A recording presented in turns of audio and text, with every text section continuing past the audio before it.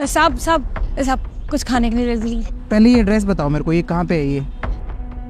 अरे भाई तू किससे पूछ रहा है? इस भिखार को क्या ही पता होगा। सही कह रहे यार, इसको कहाँ ही पता होगा कुछ। एक्सक्यूज मी सर, डोंट जज a book by its cover. लाइए दिखाइए। Just go straight and take third left. आप अपनी डेस्टिनेशन पे पहुंच जाएंगे। सुनो, एक बात बताओ हमें, अच्छी खासी इंग्लिश बोल रही हो, देखने में भी अच्छे खासे घर से लग रही हो, और यहाँ बैठ के भीख मांग रही हो। क्या चल रहा है ये सब?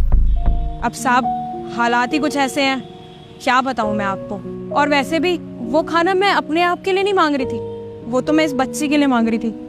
2 दिन से बहुत भूखी है। अरे जब बच्चे पाले नहीं जाते तो पैदा क्यों करते हो? और नहीं तो क्या। देखा साहब, आप लोगों ने बिना कुछ जाने बूझे मुझे फिर से जज कर लिया।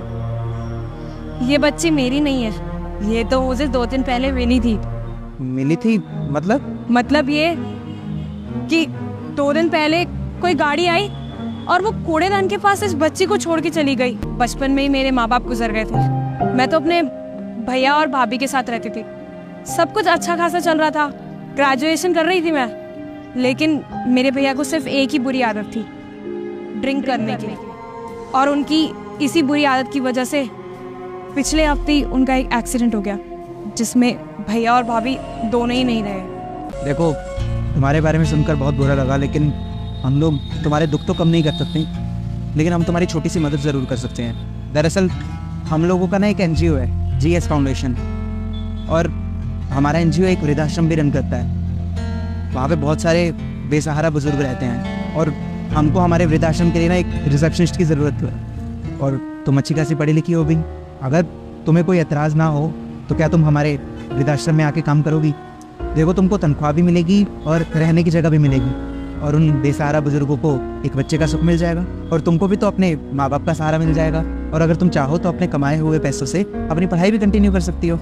अगर तुमको बुरा ना लगे तो हमारा ये छोटा सा ऑफर एक्सेप्ट कर सकती हो तुम, इससे तुम्हारी कुछ तो मदद हो ही जाएगी। सो ये मेरा कार्ड है, हम सुबह से लेकर शाम तक वहीं पे बैठते हैं। हम में से कोई ना कोई तो तुमको वहाँ मिलेगा ही। हम तुम्हारा वहाँ पे इंतज़ार करेंगे, ज़रूर आना। यही पास में ही है हमारा वृद्धाश्रम। हाँ साहब ज़रूर। लेकिन इस बच्ची को भी तुम अपने साथ वहाँ पर रख सकती हो, और तो और इसकी पढ़ाई लिखाई का खर्चा भी हम उठाएंगे। इसके फ्यूचर की तुमको बिल्कुल चिंता करने की ज़रूरत नहीं है। आपका बहुत बहुत धन्यवाद। हम चलते हैं, हम तुम्हारा इंतज़ार करेंगे, ज़रूर आना। हे भगवान, तेरा लाख लाख शुक्रिया।